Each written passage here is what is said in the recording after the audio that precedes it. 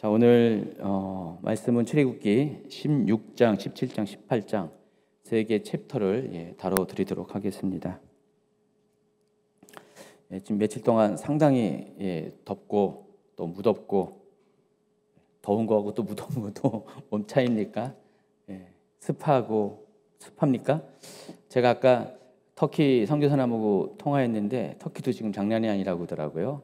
또 습도가 무려 60% 돼가지고 비도 안 오는데 아주 원래 이 터키 땅이 되게 살기 좋은데 지중해성 기온을 갖고 있기 때문에 이스탄불이 지금은 굉장히 해도 뜨겁고 습하고 굉장히 힘들다고 하더라고요.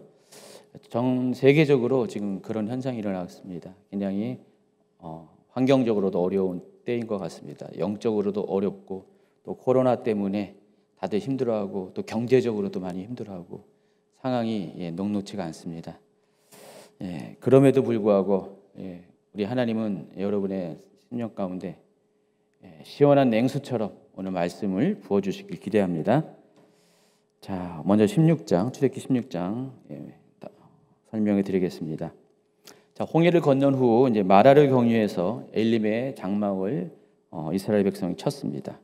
그리고 아마 한동안 그곳에 머무를 것 같아요. 왜냐하면 여러분 일단 물이 있으면 어떻게 해요? 머무를 수 있는 그 조건이 되잖아요. 그래서 마라를 통과한 다음에 엘림에서 한동안 장막을 쳤습니다. 그리고 엘림과 시내산 사이에 있는 신광야라는 곳으로 진입을 하게 됩니다. 자, 이때가 출애굽한 지 정확하게 한 달째 되는 날이었어요. 오늘 이렇게 16장 1절을 이렇게 시작합니다. 이스라엘 자손의 온 회중이 엘림에서 떠나 엘림과 시내산 사이에 있는 신광야에 이르니 애굽에서 나온 후 둘째 달 15일이라.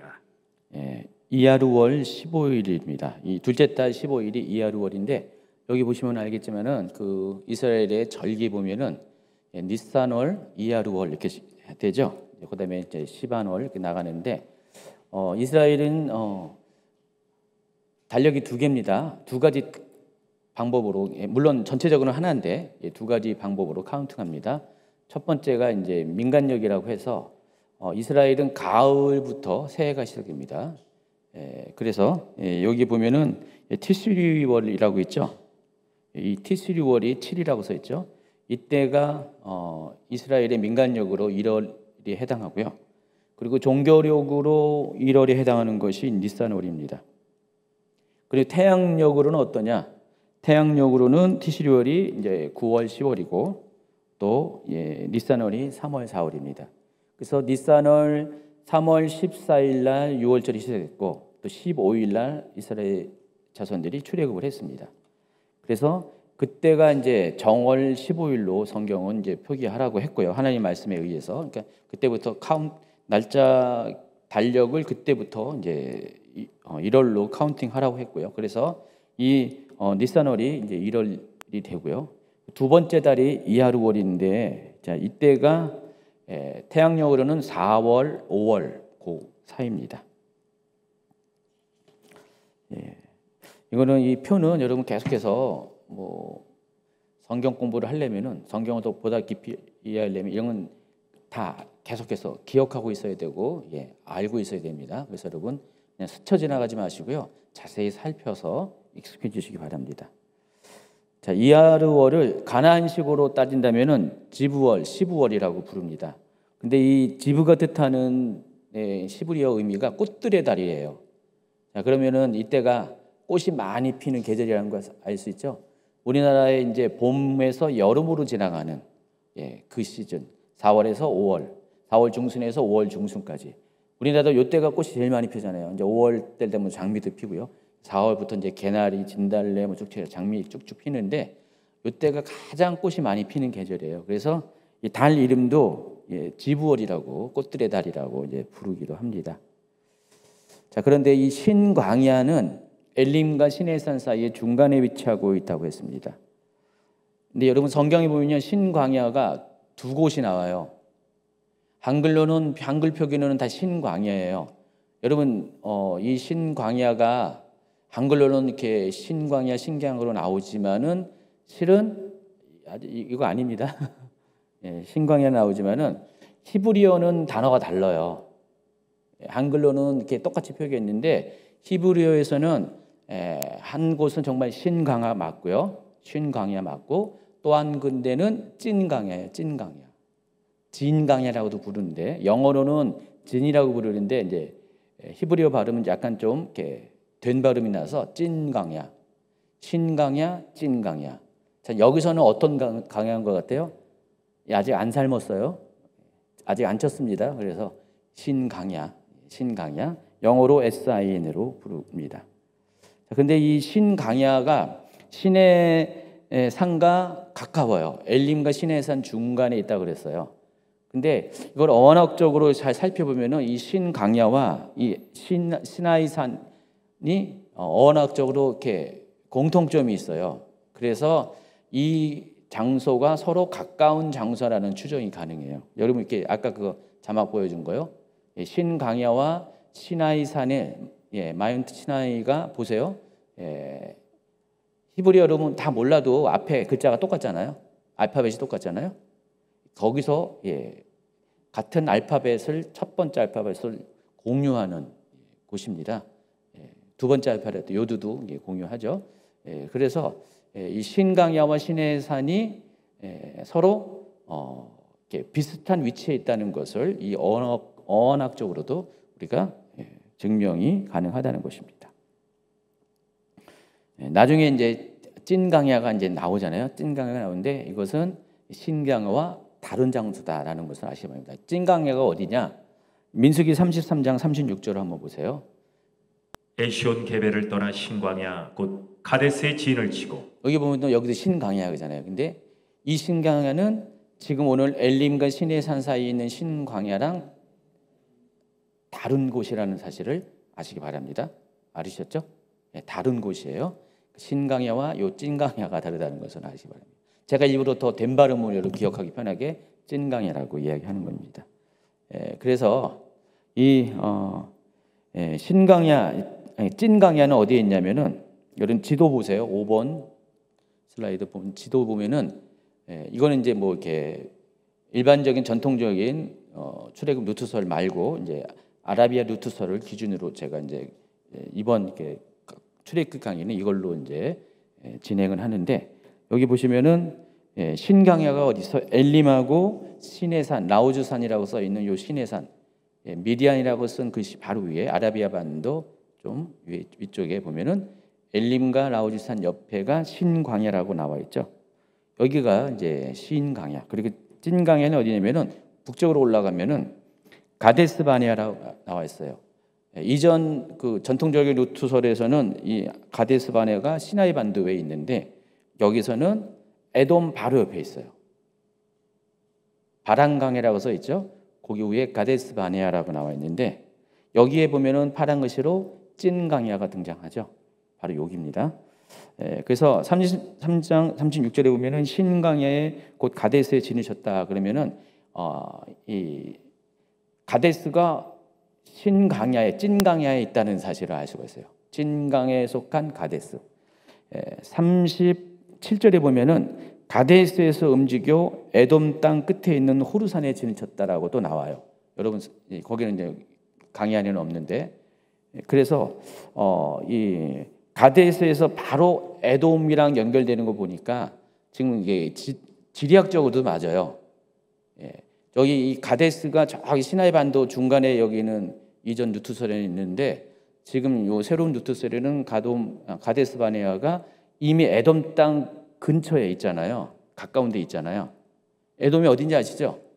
지금의 요르단 밑에 저 에시온 게벨 있는데 그래서 저 가데스에 있다가 그 에돔 땅 끝에 있는 호르산에 지내셨다라고 이야기를 합니다. 그래서 지금 아마 이게 파란 화살표가 맞는 것 같아요. 파란 화살표에서 가데스 바네아에다가 이 에시온 게벨 옆쪽에 호르산이 있고 그 호르산 에시온 게벨 쪽이 실은 에돔의 남쪽 경계예요. 에돔과 미디안의 남쪽 경계. 그래서 여기 성경 표현과 이 지도를 보면은 이 지도가 맞는 것 같아요. 그렇죠? 뭔 말이 뭔 말인지 이해 못하세요? 제가 한 말 이해 못하세요? 이해하시죠? 예. 이해한다고 얘기하세요.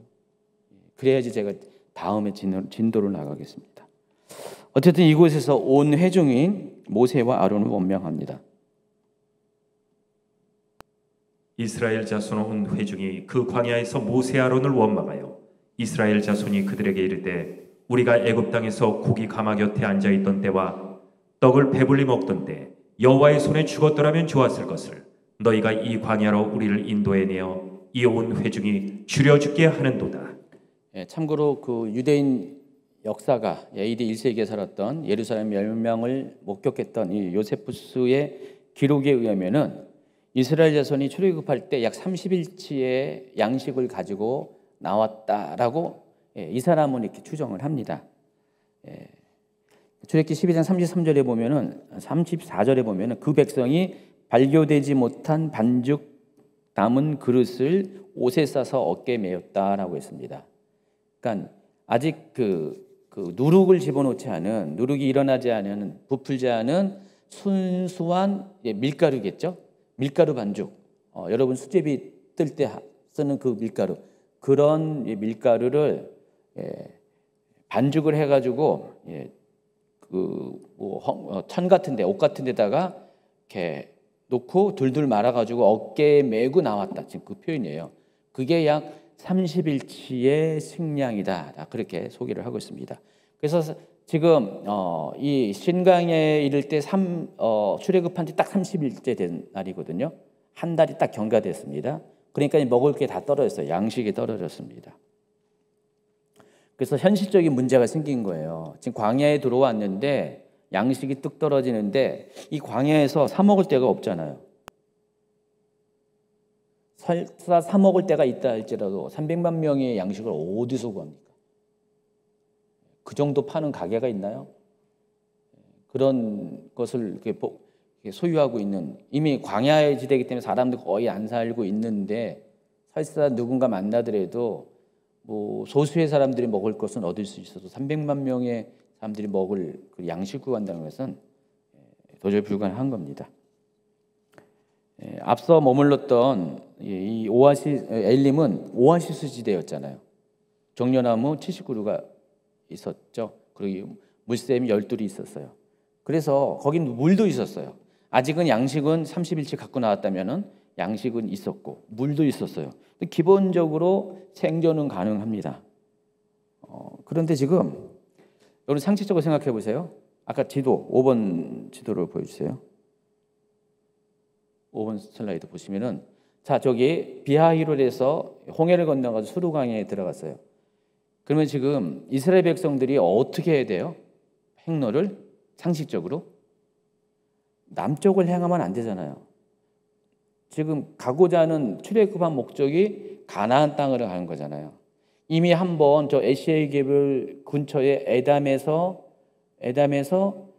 북쪽으로 올라가야 되는데 지금 모세가 지금 사람들을 밑으로 내보냈어요. 아예 시나이 반도가 이게 막혀 있는 곳인데 이집트 땅 안쪽으로도 끌고 내려왔어요. 그러니까 이스라엘 백성 입장에서는 이들이 뭐 지리를 다 모르는 것도 아니죠. 그중에 아는 사람도 있잖아요. 근데 이상하다. 일로 가면 안 되는데 왜 자꾸만 절로 가지? 교회로 가야 되는데 그러고 있는데 비하위가를 어떻게 따라왔어요. 날아왔는데 딱 비하위로 위치가 어디였어요? 뒤에는 완전히 그냥 500m 되는 산으로 딱 막혀 있고 좁은 골짜기 따라서 딱 왔는데 앞에는 홍해로 딱 가로막혀 있습니다. 정말 이렇게 뭔가를 아는 사람들은 이거는 정말 말도 안 되는 거였어요. 그러고 있었는데 이집트 군대가 온 병력을 다 총동원령을 내려서 쫓아와가지고 그 골짜기 나가는 출입구를 딱 막고 있습니다. 그때 원망을 했잖아요. 그래서 여러분 이게 이스라엘 백성이 너무 수준이 낮아가지고 믿음이 없어가지고 원망했다. 우리가 단편적으로 생각하는데 여러분 그 상황을 보면은 이스라엘 백성들이 이해된다니까요. 그럴 수밖에 없구나. 근데 그렇게 향하신 목적이 뭐예요? 하나님께서 하나님의 하시는 일을 나타내고자 하나님의 영광을 드러내고자 하신 거잖아요. 그래서 이스라엘 백성으로 하여금 하나님 되심을 인정하고 또 이집트 사람들을 심판하기 위해서 하나님께서 그 일을 처음부터 계획하셔가지고 말도 안 되는 행로를 허락하신 것입니다. 자, 한 번이면 됐죠. 딱 건넜어요. 다시 또 북쪽으로 올라가야 되는데 지금 모세는 어떻게 해요? 또 내려오네. 이제는 아라비아 반도 더 넓은 깊숙한 땅 밑으로 쭉 내려오는 거예요. 북쪽으로 올라가야지 정상인데, 저 에시안 개발 쪽으로 올라가야 정상인데 지금 남쪽으로 이렇게 내려오고 있습니다. 또 점점 더 내려가면 내려갈수록 땅은 광야하고 황량하고 또 지금 해안 옆으로 조금만 벗어나가지고 이제 내륙으로도 들어가다 보니까 더 깊은 광야 가운데로 들어가니까 아마 또 이스라엘 백성들 중에서 좀 똑똑한 사람은 왜 그러지? 지금 모세 저 사람 참 이상한 사람이네. 도대체 뭐야 저 사람 하면서 아마 이렇게 생각을 하고 있었어요. 근데 그런 순간에 물이 떨어지죠. 양식 떨어지죠. 완전히 이제 먹을 게 전혀 없어지는 상황에 딱 되니까 이제는 모든 사람들이 불만이 터질 수밖에 없습니다. 그래서 어떻게 한 거예요? 차라리 우리가 애굽 땅에 가면 노예 생활을 하더라도 저도 먹을 건 먹고 하는데 이게 뭐냐? 아무리 우리가 거기서 노예 생활 한다 해도 먹는 거는 다 먹으시지 않았냐? 근데 이게 뭐냐? 해서 우리가 굶어 죽게 되었다라고 지금 이야기를 하고 있습니다.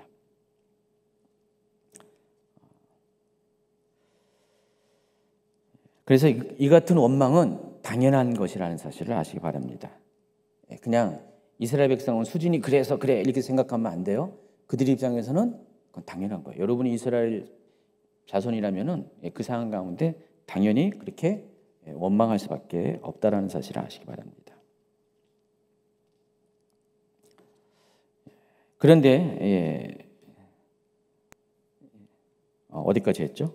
한참 내려가서 많이 했네. 원고를 이제 안 보고 하다니까 이만큼 했네요. 따라서 이제 이스라엘 백성의 불평은 단지 양식 떨어진 것만 갖고 그런 거 아니라는 사실 아시기 바랍니다. 이 양식이 떨어지도록 하는 상황으로 인도해낸 모세의 리더십에 대해서 원망하는 거예요. 더불어서 모세를 그렇게 인도하신 하나님에 대한 원망이 여기 있는 거예요.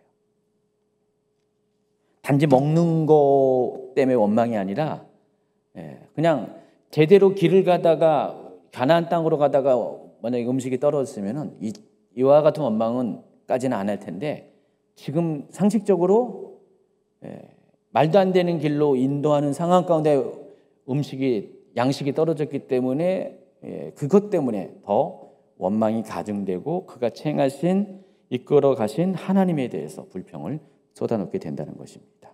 이때 하나님께서 모세에게 이르셔서 이스라엘 자손의 산을에서 양식을 비같이 내려주시겠다고 약속합니다. 4절. 그때 여호와께서 모세에게 이르시되 보라 내가 너희를 위하여 하늘에서 양식을 비같이 내리리니 백성이 나가서 일용할 것을 날마다 거둘 것이라. 자, 그런데 4절 후반부부터 5절까지 보면은 하나님께서 이와 같은 방식을 취하시는 특별한 이유가 있다는 것을 아시기 바랍니다. 하나님은 양식을 공급하는 방법이 하나님은 전능하신 분이기 때문에 다양한 방법이 있을 수가 있잖아요. 그렇죠? 하나님이 원하시면은 여러 가지 방법이 많이 있어요. 근데 그럼에도 불구하고 꼭 이 방식을 취하신 이유가 있다는 것입니다. 여기 보니까 하늘에서 양식을 비같이 내리니 백성이 나가서 일용할 것을 날마다 거둘 것이라. 이같이 하여 그들이 내 율법을 준행하나 아니하나 내가 시험하리라. 여섯째 날에는 그들이 그 거둔 것을 준비할지니 날마다 거두는 것에 갑절이 되니라. 지금 4절과 5절 이 부분을 통해서 하나님이 이같이 행하신 의도가 있다는 것을 아시기 바랍니다. 그러니까 하나님께서 이스라엘 백성으로 하여금 정말 하나님 말씀을 준행하지 않냐. 그러니까 이들이 하나님 말씀을 신뢰하는 것을 하나님 말씀하신 때 이렇게 하라 저렇게 하라고 이제 어떤 규정으로 주어졌을 때 그것을 따라하는 것을 통해서 정말 저 사람들이 하나님을 신뢰하고 하나님의 말씀을 준행하는 여부를 확인할 수가 있다는 것입니다. 여러분, 이때까지는 아직 율법이 없었어요. 이스라엘 백성들에게는 율법이 없었어요. 아직은. 어떻게 무슨 규정이 따로 있던 게 아니었어요. 근데 이 사건을 계기로 최초의 율법이 주어진 겁니다. 물론 좀 더 있다가 한두 달 더 있다가 시내산에서 비로소 공식적인 율법을 수여받습니다. 이때는 아직 정식적으로 이게 율법이야라고 말한 것이 없었어요.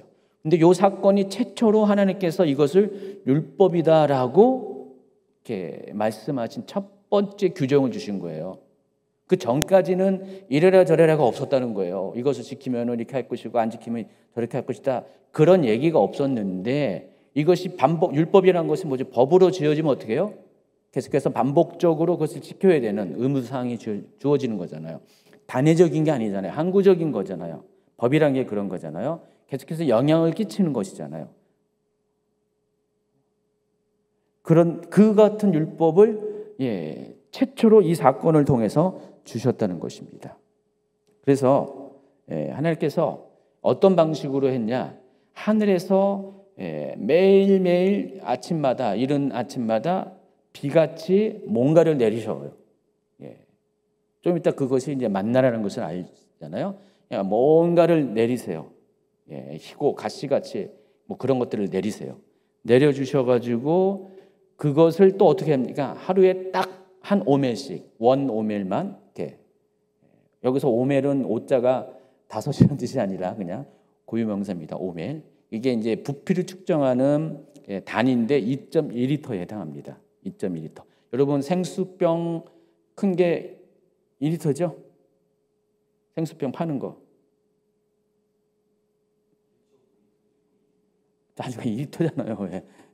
뭐 1.5리터 있는데 하지만 2리터. 2리터 그만큼 사이즈. 그만큼 사이즈에 그게 만약에 곡식으로 따진다면 어떻게 해요?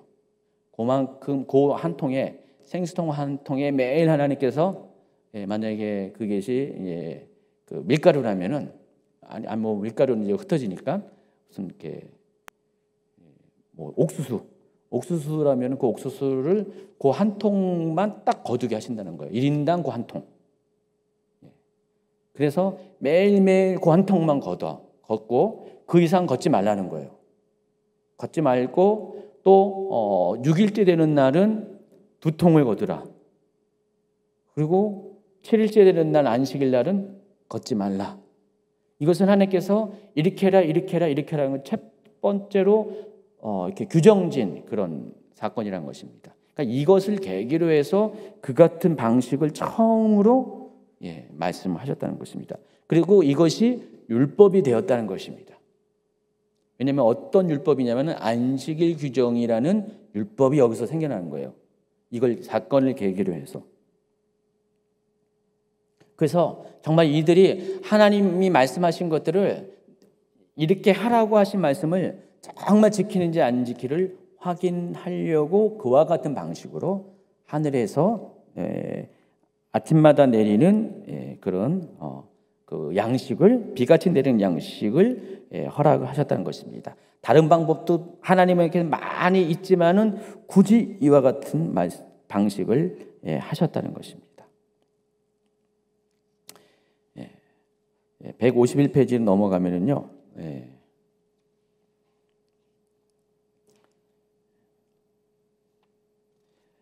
6절, 7절 한번 읽어주시기 바랍니다. 모세와 아론이 온 이스라엘 자손에게 이르되 저녁이 되면 너희가 여호와께서 너희를 애굽 땅에서 인도하여 내셨음을 알 것이요 아침에는 너희가 여호와의 영광을 보리니 이는 여호와께서 너희가 자기를 향하여 원망함을 들으셨음이라. 우리가 누구에게 너희가 우리에게 대하여 원망하느냐. 여기 보면은 저녁이 되면은 뭘 하시겠다고 했어요? 너희가 여호와께서 애굽 땅에서 인도하여 낸 것을 알 것이라고 했는데 그것이 어떤 것인지가 8절에 나와 있어요. 또 8절 읽어주세요. 모세가 또 이르되 여호와께서 저녁에는 너희에게 고기를 주어 먹이시고 여기까지요. 근데 그 고기가 뭐냐면은 13번 슬라이드 요거예요. 메추라기. 여러분 메추라기 알 먹어봤죠? 메추리 알. 저 메추리가 사이즈가 어느 정도 되죠? 병아리하고 딱 중간 정도 되는 것 같아요. 비둘기 사이즈? 그동 보셨나요? 메추리? 비둘기 사이즈 됩니다. 이것을 매일 저녁마다 이스라엘 백성들이 장막을 친 곳에 메추리를 날려보내는 거예요.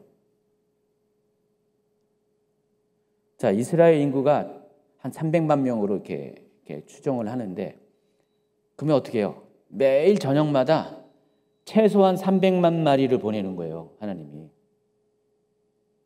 저녁에는 메추라기를 먹어요. 잡아가지고 메추라기가 와가지고 도망가지도 않고 잡히는 것 같아요. 그냥 순순히 잡혀주는 것 같아요. 자, 그럼 그거 어떻게 해요? 털 뽑고 내장 가르고 다 살해서 구워 먹는 거예요. 저녁에는 고기를 먹고, 또 아침에는 뭐라고 했어요? 아침에는 너희가 여호와의 영광을 보리니 이는 여호와께서 너희가 자기를 향하여 원망함을 드렸습니다 하면서 아침에는 떡으로 배불리시니 그랬어요. 떡이라고 표현했지만은 한글은 다 떡인데 원래는 이제 빵이라고 하고요. 이 빵이라는 것은 또 온전하게 우리가 알고 있는 그렇게 보이는 그 빵은 또 아니죠. 그냥 주식이라는 개념으로 이렇게 아시기 바랍니다. 자, 이 만나가 저렇게 생겼다는 거예요. 아침마다 저런 식으로 만나. 마치 눈처럼 보이잖아요. 근데 자세히 보면 눈 같지는 않죠. 실제로 뭐 만나를 찍은 사진은 아니고요. 가장 만나스러운 것을 이제 이렇게 올린 사진인데, 저와 같이 아침마다 이른 아침마다 그 들판에, 그러니까 이스라엘의 진영이 여기 있으면은 좀만 벗어나면은 그냥 광야 들판에 새하얗게 저렇게 아침마다 만나가 내려서 있는 거예요. 그러니까 이스라엘 백성들이 아침에 저 들판으로 진 옆에 있는 들판 나가면은 이렇게 새하얗게 깔려 있어요. 그럼 사람들이 항아리를 가지고 바구니를 갖고 가가지고 줍는 겁니다. 얼만큼씩이요? 한 오멜씩 2.1리터. 2리터 생수병 하나 가지고 가가지고 주워가지고 집어넣고 그렇다는 것입니다. 그 얘기를 하고 있습니다. 이같이 아론이 이스라엘 온 회중에게 말할 때 여호와 하나님의 영광이 구름 속에서 나타납니다. 10절. 아론이 이스라엘 자손의 온 회중에게 말하매 그들이 광야를 바라보니 여호와의 영광이 구름 속에 나타나더라. 하나님의 영광이 어떻게 나타나냐 한번 보세요. 아마 저와 같을 것 같아요. 저것과 같아요. 또 두 번째 그림. 저와 같은 모습을 하나님의 영광이 구름 가운데, 아마도 이제 16번 슬라이드 앞에 있는 방식으로 하나님의 영광이 나타났을 가능성이 많이 있습니다. 그러니까 사람이 딱 볼 때 와, 이건 범상치 않은, 제가 어제 범상치 않은 하늘을 많이 봤는데 정말 이상하더라고요, 하늘이. 어디 제가 경기도 어디를 지나가는데, 아침에 일찍 지나가는데, 제가 이따 한번 이렇게 올려줄게요. 아주 신기한 거 봤어요. 갑자기 저 앞에서 그 남양주인가 어딘가 그 앞에 지나갔는데, 그 앞에서 파도가 확 몰려오는 거예요. 깜짝 놀랐어요. 파도. 근데 알고 봤더니 산 위에 구름이 그렇게 꼈어요.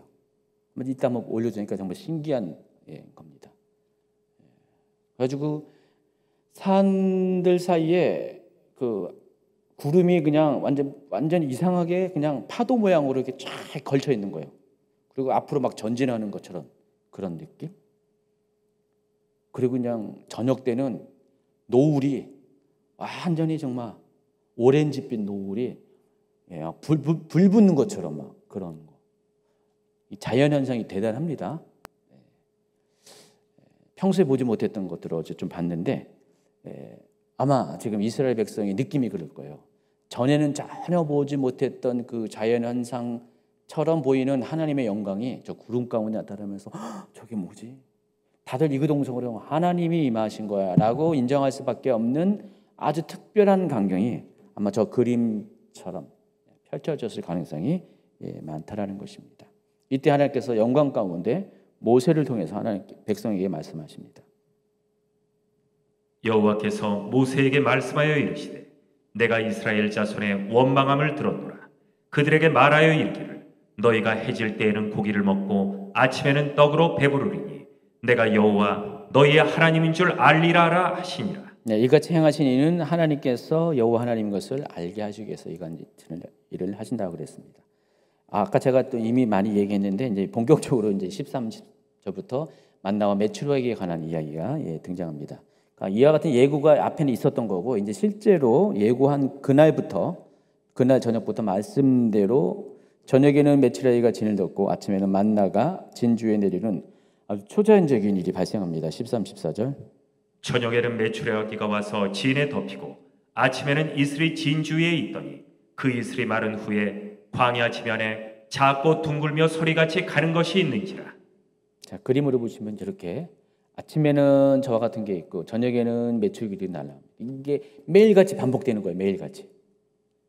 여러분 만나만 기억하잖아요. 만나만 매일 먹는데 아니에요. 메추라기도 여기 성경을 보니까 메추라기도 매일같이 저녁마다 하나님 말씀대로 저녁에는 메추라기가 또 아침에는 만나가 이렇게 등장합니다.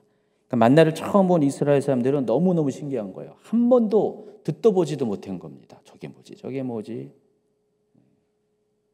그래서 궁금해할 때 모세가 이야기합니다. 이것이 바로 여호와께서 너에게 주어 먹게 한 양식이다라고 바로 그거다고 이야기합니다. 그리고 이제 만나를 이렇게 수집하는 취하는 개인별로 취하는 규정을 이야기해요. 아까 얘기했던 그거예요. 이게 바로 이제 최초의 율법이 된다는 거예요. 아직 여기는 공식적인 율법으로 한 건 아니지만 율법이 이런 거다라는 첫 번째 율법을 만들어가는 계기가 되는 사건이 이거라는 것입니다. 16절. 여호와께서 이같이 명령하시기를 너희 각 사람은 먹을 만큼만 이것을 거둘지니 곧 너희 사람 수요대로 한 사람의 한 오멜씩 거두되 각 사람이 그의 장막에 있는 자를 위하여 거둘지니라 하셨느니라. 이게 하나님이 이제 이렇게 하라고 한 거죠. 약속이잖아요. 그래서 여러분 율법은 결국 뭐냐? 하나님과의 약속이에요. 약속. 하나님이 하신 말씀을 서로 사람이 지키는 게 율법이라는 것입니다. 그래서 하나님은 율법을 지키면 하나님 말씀을 순종하면은 복을 주실 것이고 불순종하면은 하나님께서 그들에게 복을 주시지 않고 그들을 징계하실 것이다. 이게 율법이에요. 약속이기 때문에. 율법은 약속이다. 여러분과 하나님과 맞은 약속이다라는 것을 특별히 어떤 조항과 상황에 맞게끔 거기에 해당하는 약속이 율법이라는 사실을 아시기 바랍니다. 말씀드린 것처럼 오멜은 2.2리터의 부피를 가리키고 자, 근데 이게 하루에 한 사람이 먹을 수 있는 딱 정량이라는 거예요. 군대 가면은요 정량 급식, 정량 배식이 있습니다. 딱딱 몇 그램 그런 게 있어요. 그래서 그거대로 이렇게 1인당 정량이 있어서 그거대로 이제 먹게 해요. 그래서 군대 가면은 야 정량대로 먹어. 그 정량은 먹어야지 뭐 이렇게 이야기를 합니다. 근데 제가 군대 갔는데 고참들이 전 쫄병일 때는 배고프니까 정량 이상을 먹어요. 먹고 싶어요. 정량 갖고 안 돼. 근데 고참들은 한 병장 되면은 말년 되면은 안 먹더라고요. 야 쫄병 신병 너 먹어 하면서 그러면서 고참들은 안 먹고 배부른지 안 먹어요. 근데 신병들은 어떻게 그렇게 하다 보니까 정량이 맞아. 한 사람은 덜 먹어서 남고 한 사람은 더 먹고 싶어서 막 그래서 딱 맞더라고요. 그러니까 플러스 마이너스 빼면 다 맞더라고요. 근데 하나님께서 정량대로 주신 거예요. 정량대로 줘가지고 그게 오멜이에요. 한 사람당 기준당 오멜. 생수통 하나 분량의 부피의 그런 만나를 양식으로 줬다는 것입니다. 하루에 필요한 그거 정량입니다. 그렇게 했더니 거둔 자도 남음이 없고 적게 거둔 자도 많이 거둔 자도 남음이 없고 적게 거둔 자도 부족함이 없이 각 사람은 먹을 만큼만 거두었어요. 하나님께서는 모든 사람에게 이와 같이 공평하게 모든 사람이 똑 필요한 만큼의 일용할 양식을 주십니다. 자, 일용할 양식이라는 것은 그런 개념이 있어요. 공평의 개념이 있어요. 어느 누구도 부족하지 않고 어느 누구도 남지도 않는, 그리고 모든 사람들이 적어도 하루에 필요한 것들은 다 100% 채울 수 있는, 그게 일용할 양식입니다. 에게 하루치만 이게 아니라 적어도 하루 분량에 있어서는 우리에게 부족함이 없이 완벽하게 우리의 필요를 채우는 게 일용할 양식이에요. 적어도 하루 분량. 근데 우리의 습성은 뭐예요? 다음 날, 그 다음 날, 한 달치, 1년치를 미리 예비해둬야지 마음이 편하잖아요. 그래서 그 일용할 양식을 에게 그러는데, 근데 우리가 일용할 양식의 삶에 익숙해지면 어떻게 해요? 그거야말로 하나님이 정말 가장 공평하게 모든 사람의 필요를 완벽하게 채워주는 최선의 방법이라는 것, 최고의 방법이라는 것을 깨닫게 됩니다. 그래서 하나님께서 그 일용할 양식의 삶을 살게 하기 위해서 하신 방법이 있어요. 일단은 한 오매를 다 거두라는 거예요. 그런데 이 만나의 특징이 뭐냐면은 아침에만 내리고 햇볕이 뜨겁게 되면 사라지게 됩니다. 그리고 이 오매를 초과해서 어떤 사람이 2오매를 거두게 되잖아요. 그럼 자기 먹는 건, 하루치 먹는 거는 2오매 거뒀다고 다 먹을 수가 있나요? 배불러서 못 먹어요. 딱 한 오멜이 정량이기 때문에. 그럼 남게 되죠. 근데 내일 위해서 남겨둘 수도 있어요. 근데 하루만 지나면 정확하게 이 만나는 못 먹게 됩니다.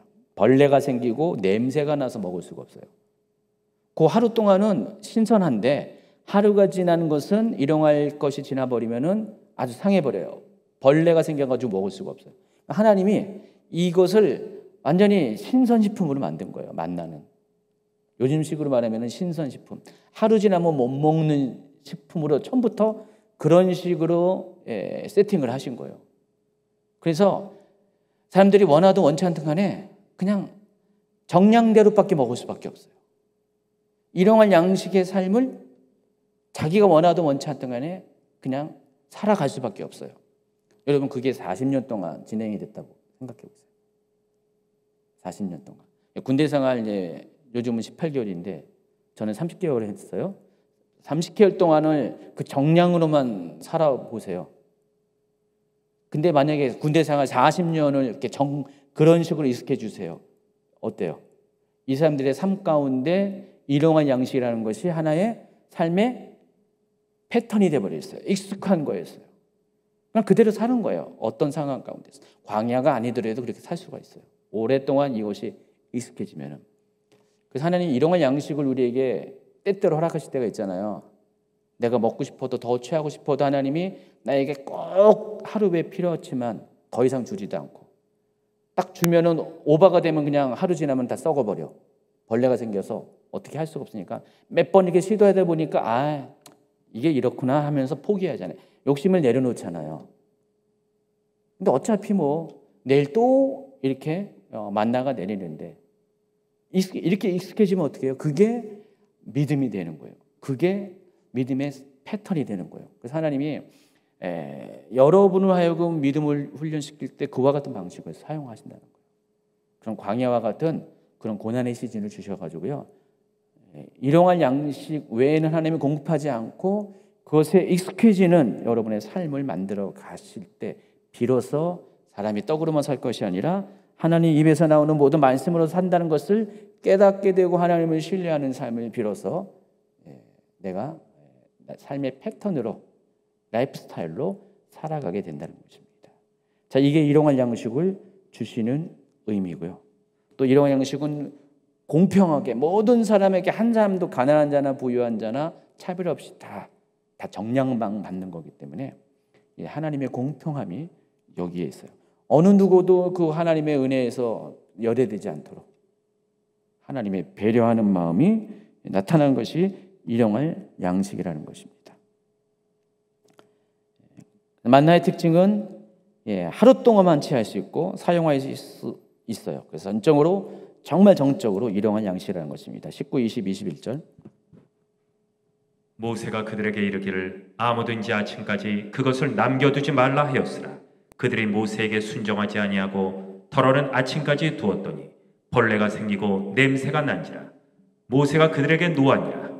무리가 아침마다 각 사람은 먹을 만큼만 거두었고 햇볕이 뜨겁게 쬐면 그것이 쓰러졌더라. 20절 후반부에 모세가 그들에게 노하니라 하고 난 다음에 무리가 아침마다 각 사람은 먹을 만큼만 거두었다 그랬어요. 몇 번 이렇게 했어요. 모세가 뭐 화를 냈어요. 그리고 더군다나 햇볕이 뜨거우면 싹 없어지고 또 벌레가 생기고 그러니까 모세가 사람들이 이제 그것이 그런 줄 알고 되면서 이제는 일용할 양식만 한 오멜만 걷는 것이 아주 일상화되었다 그 얘기를 하는 것입니다.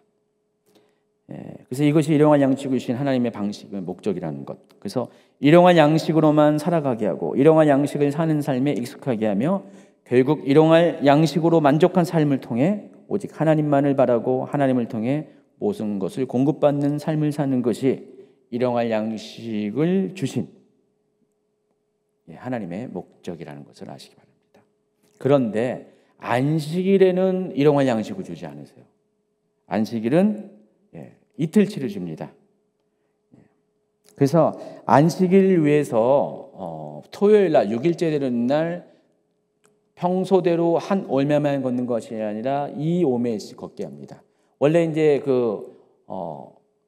오멜의 생존 기간 셀프 라이프라고 합니다. 셀프 라이프. 이 셀프 라이프가 하루인데 하나님께서는 요때 안식일을 위해서 셀프 라이프를 하나님이 연장해 주세요. 1일 더 연장해 준다는 것입니다. 제가 옛날에 이렇게 오래전에 이제 직장 생활을 할 때 저도 이제 이 매장에서 신선식품 제가 취급하는 게 신선식품도 있었는데 날짜가 딱 되잖아요. 그러면 여지없이 폐기 처분해야 돼요. 근데 어떤 것들은 거기에 그걸 검사하는 사람이 있어요. 담당자가 있어요. 그 사람도 닥터라고 불렀는데 근데 그 사람이 딱 봐가지고 괜찮다 하면은 셀프 라이프를 연장시켜줘요. 하루 이틀 더 팔 수 있도록 연장을 딱 해요. 대신 좀 더 싸게 팔죠. 그와 같은 방식으로 셀프 라이프를 연장시키더라고요. 지금 하나님이 지금 닥터가 되셔가지고 셀프 라이프를 6일째 되는 날 거둔 것은 이틀치로 연장시켜줘요. 신기하게도 하나님이 그렇게 하시니까 평소처럼 벌레가 생기거나 썩거나 하는 일이 없게 됩니다. 그래서 이틀치는 거두게 됩니다. 대신에 안식일 당일날이 되면은 만나가 안 내려요. 이때 하나님이 하나님도 주시는 것 같아요. 6일 동안 이제 이렇게 내리게 하시다가 이 7일째 되는 날은 하나님도 쉬시니까 어쩔 수 없이 만나가 내릴 수가 없는 거예요. 하나님도 쉬시는 거예요. 그래서 안식일 날에는 하나님께서 평일처럼 상하지 않게 하고 또 안식일 날에는 평일처럼 만나를 구할 수 없게끔 그렇게 만들어 보십니다. 그게 22절부터 쭉 27절까지 나오게 됩니다. 이처럼 하나님께서는 만나를 통해서 이스라엘 자손이 하나님 말씀을 순종한지의 여부를 시험하셨고 이것이 바로 율법의 시초가 되는 것입니다. 이것이 이러한 방식의 율법으로 발전하게 된다는 것입니다. 이 만나로 인해서 안식일 규정이 생기게 된다는 것입니다. 28절부터 30절. 여호와께서 모세에게 이르시되 어느 때까지 너희가 내 계명과 내 율법을 지키지 아니하려느냐. 볼지어다 여호와가 너희에게 안식일을 주므로 여섯째 날에는 이틀 양식을 너희에게 주는 것이니 너희는 각기 처소에 있고 일곱째 날에는 아무도 그의 처소에서 나오지 말지니라. 그러므로 백성이 일곱째 날에 안식하니라. 그러니까 이스라엘 백성도 하나님이 이 같은 방식에 의해서 자동적으로 안식할 수밖에 없는 환경이 만들어져서 안식으로 들어가게 됩니다. 또 31절에는요. 아침에 내리는 양식의 이름이 지어집니다. 지금까지는 이름이 없었어요. 근데 31절을 보세요. 이스라엘 족속이 그 이름을 만나라 하였으니 가시같이 익고 맛은 꿀 섞은 과자 같았더라. 만나를 히브리어로 만이라고 부릅니다. 만. 제가 그거는 자막 슬라이드 안 만드셨군요. 이 만이라고 부르는데 영어의 MAN, 영어에 이제 남자를 가리키는 그 man하고 스펠이 같습니다. man이에요. 근데 이 man이라는 단어가 어디서 왔냐면은 고대 그 중동의 베두인족들이 부르는 양식을 가리켜서 man이라고 불렀대요. 그래서 지금 이 이름은 하나님이 지어준 게 아니잖아요. 이스라엘 백성들이 지어진 이름이에요. 그래서 이스라엘 백성들은 지금 이걸 뭐라고 부르는 거예요? 아, 저거 양식이다라고 부른 거예요. 그걸 양식이다라고 이름을 지어준 거예요. 그래서 그 중동의 베두인족이 양식으로 삼았던 뭐 밀가루 이런 것들처럼 보리처럼 이게 양식이다, 그와 같은 거다라고 이스라엘 백성들이 이렇게 불렀다는 거예요. 왜냐면은 그들이 여기서 이 만나 외에는 구할 수가 없으니까. 만나 외에는 구할 수 없으니까 그 만나가 평소에 그들이 정착 생활에서 먹었던 그 밀가루 떡이나 뭐 보리떡 같은 그거다라는 의미에서 만나다라고 부른 것이라는 것을 아시기 바랍니다. 자, 이어서 모세는 만나 오멜을 담은 2.2리터를 담은 항아리를 증거판 앞에 두어 대대로 간수할 것을 명령합니다. 32절부터 36절까지 나와 있습니다. 자, 155페이지 넘어갑니다. 이제 출애굽기 17장으로 넘어갑니다. 출애굽한 이스라엘 백성은 장정만 60만 명이 넘고요. 전체 인구가 300만 명 전후에 이릅니다. 그리고 이제 지난 강의에 소개한 것처럼 이스라엘 사람들 빼고도 뭐가 있어요? 누가 있어요? 허다한 잡족들이 있다고 했잖아요. 이방인들 같이 나온 사람들이 있었고 또 누가 있습니까? 생축이 있었잖아요. 가축들, 양과 또 소와 염소도 있을 것이고 아마 낙타도 있을 것이고 기르는 강아지도 있을 것이고요. 고양이는 아마 모르겠어요. 있는지 없는지. 하지만 생축도 엄청나게 많이 따라 나왔습니다. 여러분, 한번 그 장면을 상상해 보세요. 우리가 보통 60만 명 인구조사에 익숙해가지고요, 이러한 어떤 부수적인 딸려 있는 그 다양한 계층과 다양한 종류의 개체들을 우리가 생각을 못 하는데 상당히 많습니다. 그러니까 사람만 최소한 300만 명 이상이고요. 또 엄청나게 많은 가축들이 같이. 여러분, 사람은 한 해 인생 주기가 이때만 해도 100년이 넘어갔잖아요.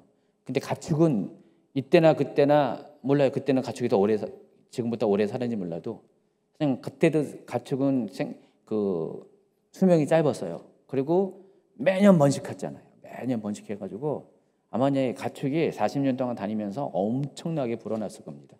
지금 아직 뭐 초기지만은 나중에 이게 원래 이스라엘 백성들이 이렇게 목축을 하는 거기 때문에 최소한 사람 수보다 훨씬 더 많았을 거예요. 생축이 300만 마리 훨씬 이상이라는 겁니다. 몇 배가 될 수도 있어요. 그거는 우리가 헤아릴 수는 없지만은 사람 수보다 어쩌면이 아니라 거의 확실할 것 같아요. 그 생축이 훨씬 더 많았을 겁니다. 그러면 사람이 먹는 양이 있잖아요. 사람이 아까 한 오멜을 먹는다고 했잖아요. 짐승은 어떻게 할까요? 짐승이 곡식을 이거 먹는 건 아니지만은 하여간 짐승이 먹어야 될 것이 있어요. 또 사람만 물 먹나요? 짐승도 물. 제가 지난번에 창세기 강의에다가 뭐 이렇게 잠깐 참고상으로 설명해 줬잖아요. 낙타가 여러분 이렇게 리브가가 엘리에셀을 만났을 때 엘리에셀이 끌고 온 낙타 물을 먹였다고 했잖아요. 근데 낙타 한 마리가 먹는 물의 양이 뭐라고 했어요? 100리터.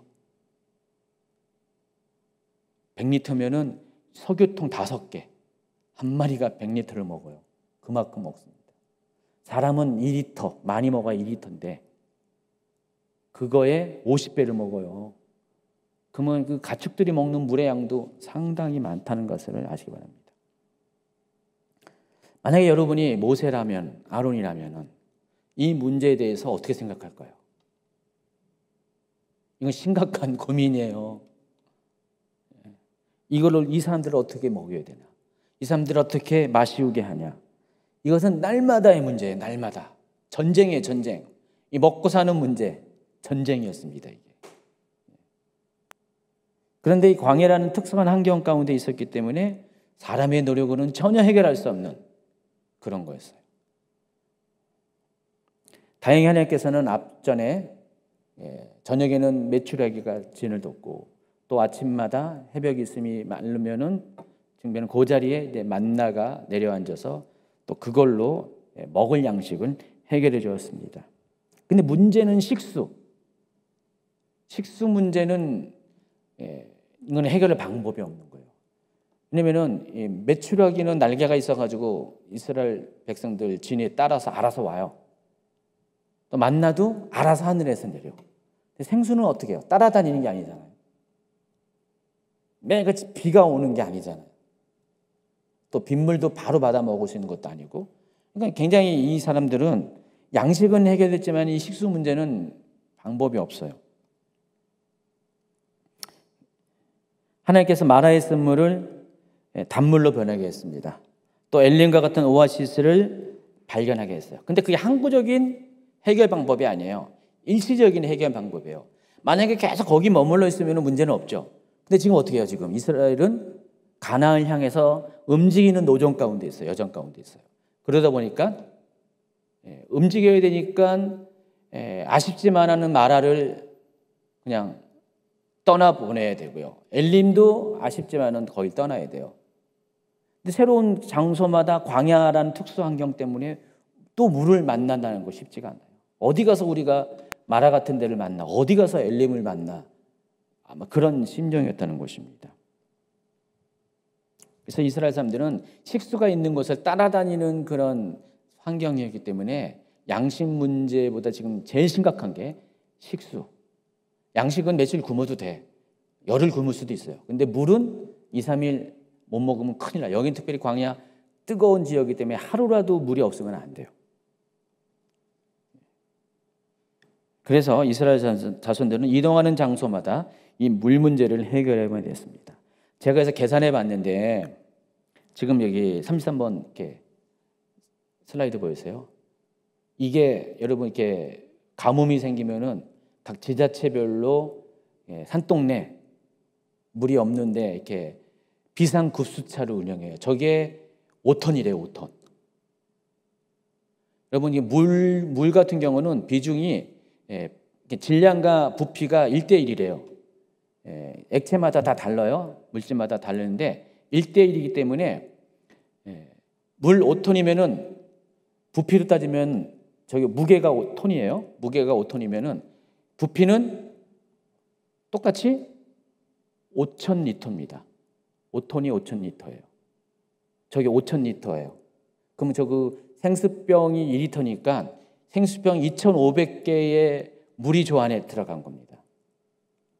자, 그런데 이스라엘 백성이 1인당 2리터 정도 먹을 거예요, 보통. 우리가 하루가 필요한 양이 2리터 정도 돼요. 그러면은 사람 수 300만 명으로 계산해 보세요. 하루에 이스라엘 자손들 전체에 필요한 물의 양이 여기 써 있잖아요. 600만 리터. 600만 톤이에요. 600만 톤이지. 600톤이 아닙니다. 600톤이지. 제가 계산을 잘한 건데. 그럼 이것을 5톤 급수차로 나누면 어때요? 저 급수차가 하루에 120대가 와야 돼. 거기다가 가축도 먹여야 되니까 가축은 더 많아요. 더 많이 먹어요. 제가 아주 낮게 굉장히 보수적으로 잡아가지고 250대라고 하는데 최소한 한 300대, 400대, 500대도 될 수도 있어요. 저 트럭이 매일 어딘가에서부터 와야 돼요. 250대, 최소한 250대가 이스라엘이 가는 곳마다 매일매일 급수차가 와야 돼요. 자, 그 상황이라는 사실을 아시기 바랍니다. 이게 얼마나 심각한 문제라는 거 아시죠? 한 번도 생각 안 했죠, 이렇게까지. 희한하죠. 왜 저는 이런 거 왜 관심 갖고 이런 거 계산하는지. 그래서 출애굽기에 나타난 이스라엘 자손이 원망 불평 중에서 이 물과 관련된 것이 빈번할 수밖에 없는 이유가 여기 있다는 것입니다. 이 사건 이후로 앞에 있는 그 사건 이후로 더 이상 뭐 먹는 거에 대해서 뭐라고 안 해요, 이스라엘 백성들이. 근데 물 문제는 계속해서 발생된다는 사실을 아시기 바랍니다.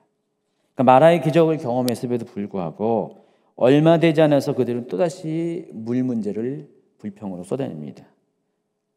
그게 바로 르비딤 오늘 사건이에요. 17장 1절, 2절, 3절 읽어주시기 바랍니다. 이스라엘 자손의 온 회중이 여호와의 명령대로 신광야에서 떠나 그 노정대로 행하여 르비딤의 장막을 쳤으나 백성이 마실 물이 없는지라. 백성이 모세와 다투어 이르되 우리에게 물을 주어 마시게 하라. 모세가 그들에게 이르되 너희가 어찌하여 나와 다투느냐. 너희가 어찌하여 여호와를 시험하느냐. 거기서 백성이 목이 말라 물을 찾으매 그들이 모세에게 대하여 원망하여 이르되 당신이 어찌하여 우리를 애굽에서 인도해 내어서 우리와 우리 자녀와 우리가 죽이 목말라 죽게 하느냐. 저도 그 사이에 물을 먹었습니다. 이렇게. 지금 저는 지금 1시간, 2시간 만에 물을 먹었습니다. 이 문제를 심각하게 여긴 모세는 이번에도 역시 하나님께 부르짖습니다. 4절. 모세가 여호와께 부르짖어 이르되 내가 이 백성에게 어떻게 하리이까. 그들이 조금 있으면 내게 돌을 던지겠나이다. 이런 분위기죠. 너 그러다가 나 때리겠어? 뭐 그런 거 있잖아요. 사람들 관계에 막 하다가 막 이렇게 논쟁하다가 막 화내니까 너 그러다 나 때리겠어? 막 그런 분위기. 돌은 던질 것 같다만은 지금 이 이스라엘 백성이 이대로 놔뒀다가는 해결 안 했다가는 모세에게 난리칠 것 같아요. 폭동을 일으킬 것 같은 그런 분위기라는 것입니다. 자, 모세의 경우와 같이 백성들을 이끄는 리더에게는 언제나 이런 일은 늘 발생되는 것입니다. 원망, 불평, 늘 이렇게 리더의 자리에 있으면은 운명처럼 숙명처럼 이것은 아무리 잘한 리더도요, 누군가로부터 원망, 불평은 받게 돼요. 100% 인정받는 리더는 없어요. 그렇죠? 그래서 어느 누구도 원망, 불평에서 자유로울 수가 없습니다. 왜냐하면 원망, 불평은요, 우리가 온전하게 성숙되기 전까지는요, 우리 삶 가운데 끊임없이 생겨날 수밖에 없는 그런 거예요. 왜냐하면 이게 우리의 생존의 문제와 직결되어 있고요. 또 시간 지나면 나중에 다르겠지만은 우리 감정의 문제와도 이게 연결되어 있습니다. 일단은 믿음이 적을 때는 생존의 문제와 많이 이것들이 연관이 되어 있는데, 자, 이스라엘 백성들의 자손들이 광야 여정을 쭉 이렇게 우리가 이렇게 시간 순서로 쭉 펼쳐나 보잖아요. 그러면 한 가지 특이한 점이 발견할 수가 있습니다. 시내산 전후의 그들의 모습이 많이 바뀌어요. 지금 우리가 아직 시내산 가기 전이잖아요. 직전이잖아요. 이스라엘 자손들이 시내산 가기 직전까지의 모습과 시내산 이후의 이스라엘 백성들의 모습이 좀 많이 달라요. 뭐 똑같이 원망 불평하고 하는데 그 대상이 많이 바뀐다는 사실을 아시기 바랍니다. 그래서 시내산에 도달하기 전까지는요, 먹을 것과 마실 것을 위해서 원망을 합니다. 그렇지만은 시내산 이후에는 어떤 문제가 생기냐? 더 이상 이제 그 문제에 대해서는 거의 그런 일이 없어져요. 근데 시내산 이후에는 교만한 문제가 생겨요. 교만으로 인한 문제가 발생합니다. 저는 시내산의 의미가 뭐죠? 거의 1년 가까이 체류하면서 하나님께서 거기서 뭘 했습니까? 이스라엘 백성들에게 율법을 수여하셨고 또 가르쳐 줬잖아요. 자세하게 이거 가르쳤어요. 하나님 계명 말씀을 가르쳐 줬어요. 거기에서 어떻게 해요? 또 제사 제도도 배웠고요. 거기서 그래서 하나님을 어떻게 섬기는 것들을 일종의 1년 가까운 기간 동안에 하나님이 정착해 놓고 교육을 시키는, 전체적으로 모든 백성들에게 교육을 시키는 그런 특별한 시간이었어요. 어떻게 해요? 말씀을 통해서, 율법을 통해서 배우니까 어떻게 사람들은 성숙할 수밖에 없어요. 더 성장하게 됩니다. 근데 성장한 사람들에게 나타나는 문제가 바로 그거예요. 알았어, 이제. 뭔가 알았으면 어떻게 해요? 그때부터는 필연적으로 찾아오는 시험거리가, 하나님의 테스트거리가 교만입니다. 성장하기 전에는 원망과 불평이 생존의 문제로 인한, 삶의 문제로 인한 것이 하나님을 정말 신뢰하냐 아니냐를 결정하는 테스트예요. 근데 이제는 배우고 익히고 알 것 알고 성숙해지는 과정이 어느 정도 진행되면은 곧바로 찾아오는 것이 교만이고 하나님도 그 교만을 통해서 우리가 온전한가 온전치 않은 것들을 시험하신다는 것입니다. 제가 목회를 하다 보면 이런 거 정말 이렇게 동감해요. 정말 그래요. 처음에 이제 교회에 이렇게 오셨을 때 아직 어린 신자, 아직도 이렇게 힘들고 어려운 상태에서 이렇게 무슨 피난처처럼 이렇게 교회에 오신 분들이 있잖아요. 1년, 2년 지나서 이제 많이 이렇게 그런 것들이 이제 회복되고 이제 삶이 안정화되고 또 이제 여기서 말씀을 배우고 익히고 막 그러잖아요. 근데 그 중에서 일부는요, 정말 교만이 생겨요. 그래서 전에는 그런 문제가 아니었는데 이제는 좀 어느 정도 이렇게 숨을 돌리고 난 다음에 좀 뭔가 배우고 알게 되고 많은 지식을 갖게 되면은요, 그때부터는 목사님 말씀을 이렇게 따져요. 오늘도 지금 이렇게 제가 보니까 오타가 엄청 나와요. 제가 어제 원고를 일정 때문에 일찍 보냈어요. 그냥 하여간 월요일 날 이렇게 새벽 가까이 돼서 이거 보내고 제가 이렇게 어제 바빠가지고 이걸 검토하지 못했는데 아까 예배 직전에 한 번 더 봤더니 오타가 많이 나왔어요. 수정했습니다. 다시 여러분 전 배포할 건 다시 수정했는데 이걸 보면 어떤 분은 이 목사님 이거 틀렸네, 이거 맞춤법이 안 맞네, 이거 오타가 많이 났네. 여러분 은혜가 있는 분들은 목사님이 바쁘셨구나, 그래서 오타도 점검 못했구나. 그래도 뭐 그게 큰 문제가 아닌데 이 오타 하나를 다 따지는 분이 있다니까요. 그래서 이렇게 이거 틀렸습니다. 굳이 알려주시는 분 그런 분이 있고요. 뭔 얘기를 하면은 이런 거 있잖아요. 보통 목사님들이 자주 하는 게 야곱과 에서를 거꾸로 말할 때가 있잖아요. 그 목사님 야곱이에요, 야곱, 에서가 아니라. 우리도 가끔 그러잖아요. 그거 알아요. 누가 몰라요? 근데 순간적으로 그거 이렇게 잘못 말할 수가 있잖아요. 그럼 새겨 들으면 되는데 꼭 알려주고 하는. 이거는 굉장히 좀 귀여운 거예요. 이거는 뭐 교만한 거 아니에요. 이건 귀여운 거예요. 그런데 이 수준이 아니라 막 말씀을 막 판단하고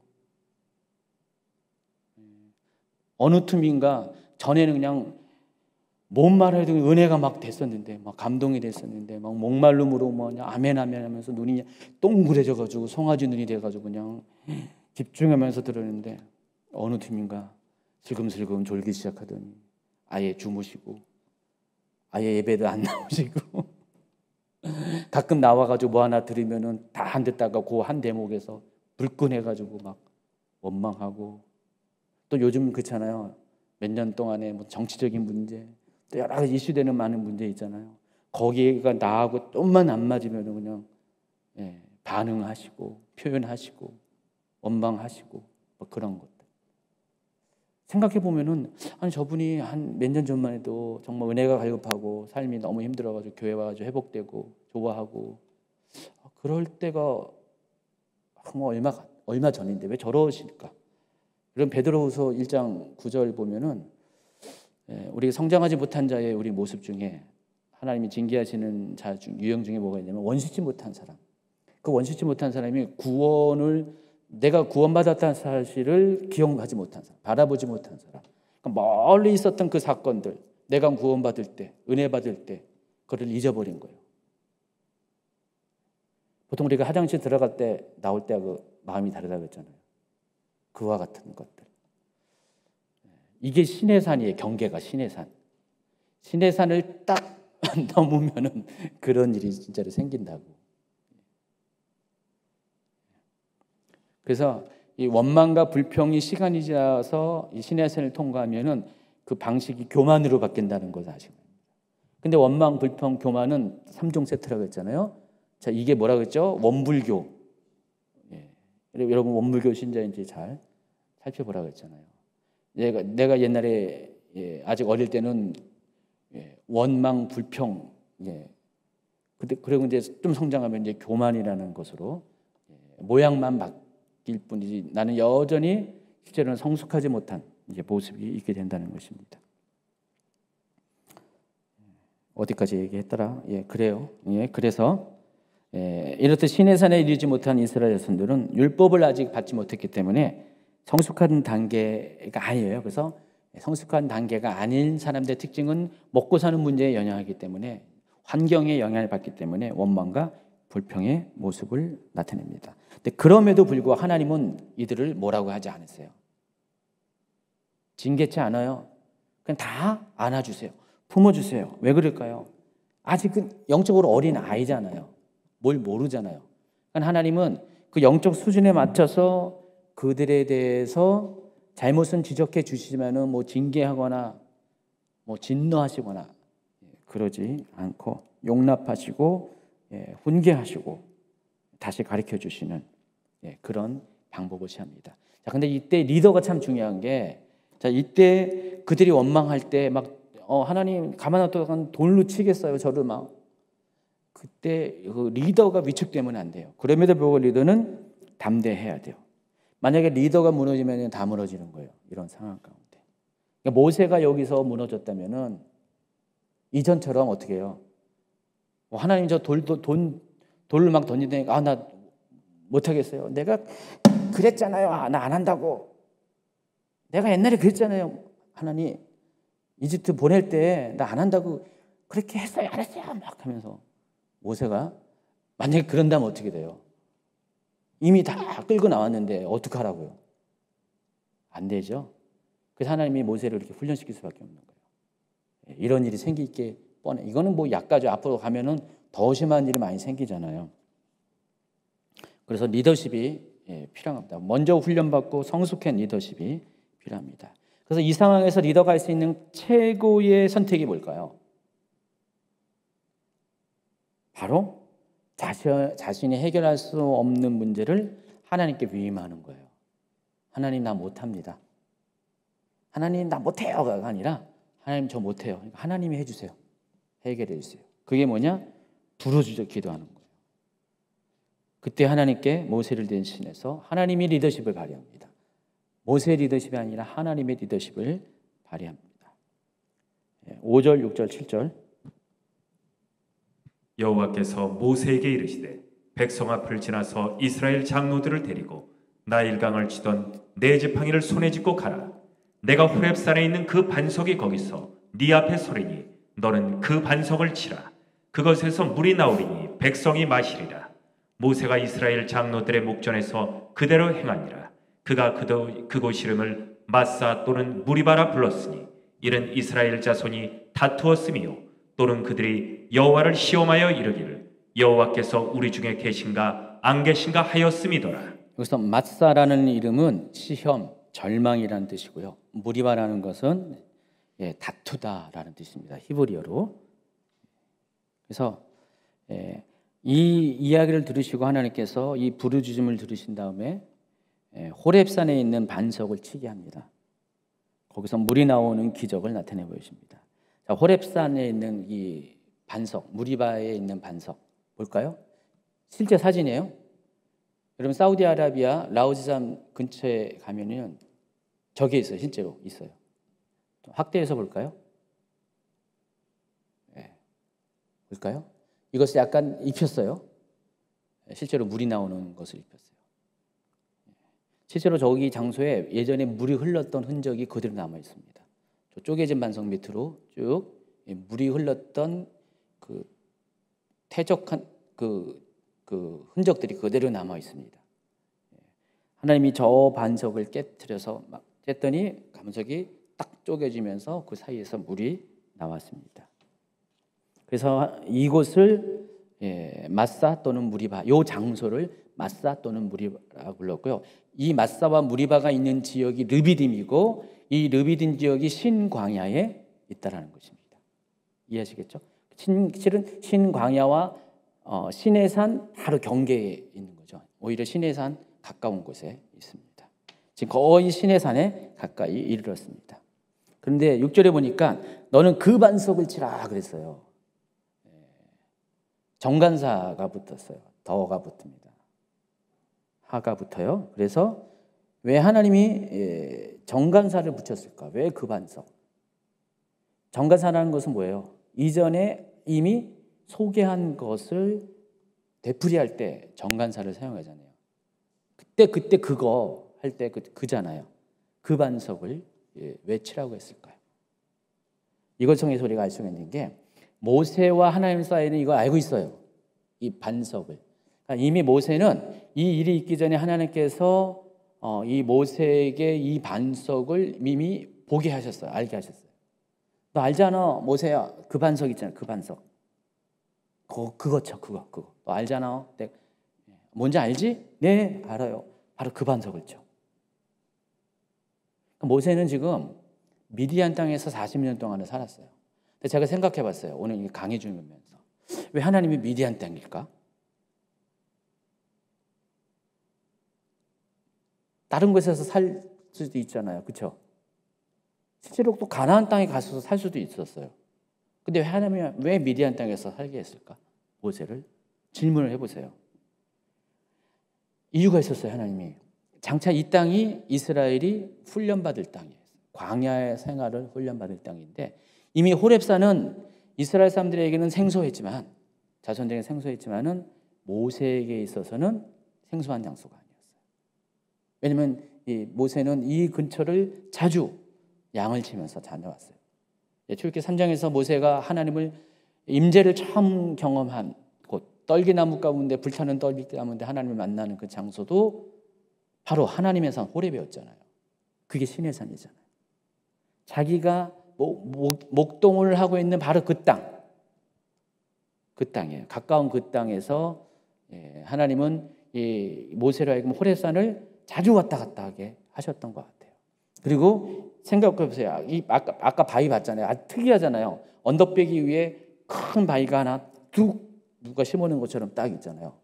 그러니까 모세에게선 요즘 소위 말하는 랜드마크예요. 그게 딱 광야에서 특별한 지형이에요. 그걸 항상 모세는 기억. 너 알지? 그 특별하게 생긴 그 바위 있잖아. 그거 루비딤에 가면 있잖아. 그걸 쳐라. 그 반석을 쳐라. 그럼 내가 물이 나오게 할 것이다. 그래서 이 모세는 지금 이미 40년 동안 이스라엘 백성이 장차 헤매야 될 이 광야길을 답사를 했어요. 이미 40년 동안. 그리고 하나님은 미리 모세로 하여금 알게 하시고 준비하게 하시고 훈련시켰다는 사실을 제가 이제 강의 준비하니까 그런 생각이 들었어요. 여러분 어때요? 동의하십니까? 하나님이 우리를 이렇게 한 리더를 세우셔서 어떤 일들을 할 때는 그 사람 인생 가운데 이같이 행하세요. 하나님 답사시킨다니까요. 제가 제 인생을 살펴보니까 제가 직장 생활을 20년 가까이 했잖아요. 한 곳에서만. 근데 그 세월이 저한테는 굉장히 올무와 같은 거고 벗어나고 싶어하는 그런 시간이었는데 하나님이 벗어나지 못하게 하셨고 끝까지 그렇게 하셨고 하나님의 때에 이르러서 하나님이 자동적으로 벗어나게 하셨어요. 그런데 그 시간이 필요했던 거예요. 저에게는. 목회를 하고 하다 보니까 그 시간들이 오늘 제가 이 교회를 이렇게 섬기고 또 리더십을 발휘할 때 굉장히 소중한 시간이었다는 사실을 많이 느낍니다. 결국 원래 제가요, 여러분 저에 대해서는 잘 이렇게 이해하지 못하는 게 제가 원래 이렇게 수줍었어요. 낯을 많이 가려. 요즘 말로 낯을 많이 가려가지고요. 낯을 가려가지고 사람들하고 잘 이렇게 옛날에 잘 못했어요. 친해지면은 괜찮아요. 친해지면은 굉장히 저도 이제 말이 많고 막 그런데 친해지기 전에는 하나님이 저에게 주신 그 잡 중에 하나가 여러 가지 일을 맡았는데 그 중에 한 포지션이 사람들을 만나는 거예요. 매주마다 매일마다 그냥 여기저기 다니면서 그 마케팅을 해야 돼요. 그 처음에 몇 년 동안 너무너무 힘들었던 거예요. 할 말도 없고 더군다나 말도 안 통하는 영어 쓰는 사람하고 만나야 되니까 아주 힘들었습니다. 그런데 한 10년 지나니까 제가 어느 팀에 바뀌었어. 어느 누구 만나도 그냥 낯선 사람 만나도 잘 대화하고 지금도 약간은 남아있긴 한데 많이 바뀌었다는 것. 그리고 여러 가지 행정 체계를 배우고 사람들을 다루는 법을 배우고 뭐 이런 여러 가지. 목회는 결국 사람과의 만남이고 하나님과의 만남과 사람과의 만남인데 그걸 연결시켜주는 역할이 목회인데 그것을 하나님께서 이렇게 훈련시킨 거예요. 그래서 저는 제 그 이전에 그 모든 것들이 모세가 미디안 땅에 40년을 이렇게 경험한 것처럼 저도 20년을 제 인생의 미디안 광야였구나, 미디안 땅이었다는 것을 고백하게 된다는 것입니다.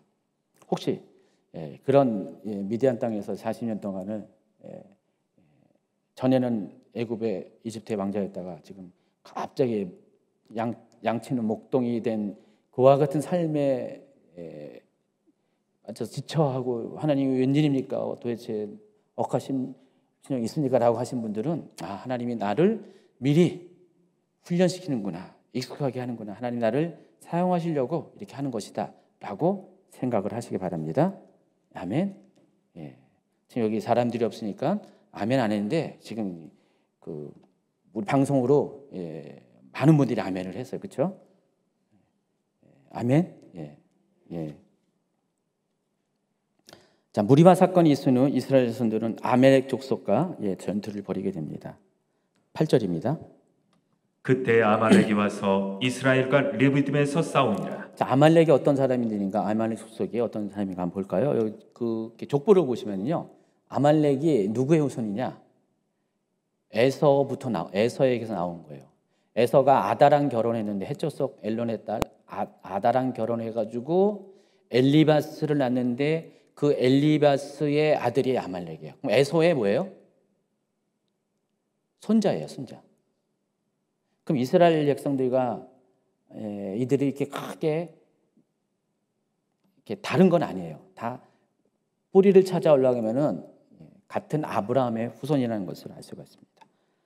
자, 근데 이 아말렉이 에돔의 그 자기의 그 족속들 가운데서 떨어져 나와 가지고 에돔 땅 끝자락에서 아까 얘기했죠. 에스연 게벨 그쪽 미디안 강야 그 중간 거기서 살았어요. 정착해서 사는 것보다도 거기 광야를 떠다니면서 약탈을 일삼는 도둑과 같은 그런 때로 살았습니다. 보통 그렇게 사는 이유가 그렇게 살고 싶어서 사는 건 아니고 대부분 먹고 살 게 없을 때 그렇게 살 수밖에 없어요. 아마 아말렉이 그와 같은 상황이었던 것 같아요. 이제 그들을 만난 거예요. 처음으로 광야에서 출애굽한 후에 이민족과의 처음으로 그렇게 조우를 하게 된 겁니다. 그때 이제 전쟁이 벌어진 거예요. 전투가 벌어질 때 이스라엘 백성은 장정만 60만 명이 넘잖아요. 근데 아말렉 뭐 몇 명이 되겠어요? 제가 보기에는 많아봤자 몇만 명일 텐데 그들과 싸웠어요. 전투를 벌였는데 쉽사리 전투가 끝나지 않습니다. 그럴 수밖에 없는 게 이스라엘 백성은 오합지졸이었어요. 아직 전투를 해본 사람이 아니에요. 근데 이 아말렉은 어때요? 전투에 있어서는 이미 아주 그냥 경험이 풍부한 그런 사람들입니다. 그래서 이 강한 군대인 특별히 이제 특공부대와 같은 거죠. 이 사람들은 특공대와 같은 이 아말렉과 일반 군대 중에서 굉장히 훈련도 안 된 이 오합지졸과 같은 수만 많은 이 이스라엘 백성들이 싸웠습니다. 그래서 쉽게 결론이 안 나고 일진일퇴를 공방을 치르고 있습니다. 이때 하나님께서 어떻게 하셨냐면은 모세로 하여금 산꼭대기에 올라가서 손을 들고 기도를 하면은 이스라엘이 이기고 손이 아파가지고 손을 내리면은 아말렉이 이기는 상황을 펼치게 하십니다. 그래서 모세가 계속 손을 올리고 있을 수 없으니까 어떻게 해요? 아론과 훌이 옆에서 손을 받쳐서 그림처럼 48번 받쳐서 끝까지 손이 내려오지 않도록 그렇게 할 때 결국은 하나님께서 모세가 손이 올라가는 그때 계속해서 전세를 이스라엘 쪽으로 오게 해서 결국은 아말렉을 부수게 됩니다. 그리고 이 아말렉과의 전투가 있은 후에 하나님께서 이 사건을 책에 기록해서 대대손손 후손들에게 이 사건을 전수시킬 것을 명령을 합니다. 특히 여호수아의 기회에 외워 들리게 하라고 명령합니다. 14, 15, 16. 여호와께서 모세에게 이르시되 이것을 책에 기록하여 기념하게 하고 여호수아의 귀에 외어 들리라. 내가 아말렉을 없이하여 천하에서 기억도 못하게 하리라. 모세가 제단을 쌓고 그 이름을 여호와 니시라 하고 이르되 여호와께서 맹세하시기를 여호와가 아말렉과 더불어 대대로 싸우리라 하셨다 하였더라. 왜 유독 아말렉에 대해서 하나님께서 이렇게 미워하실까? 이처럼 강경하게 대하시는 것일까? 자, 그 이유가 신명기 25장에 이렇게 기록되어 있습니다. 너희는 애굽에서 나오는 길에 아말렉이 내게 행한 일을 기억하라. 곧 그들이 너를 길에서 만나 내가 피곤할 때 내 뒤에 떨어진 약한 자들을 쳤고 하나님을 두려워하지 아니하였느니라. 자, 아말렉에 대해서 하나님이 이같이 하게 하시는 것은 다 이유가 있어요. 하나님 보시기에 비열한 행동을 했기 때문에 그래요.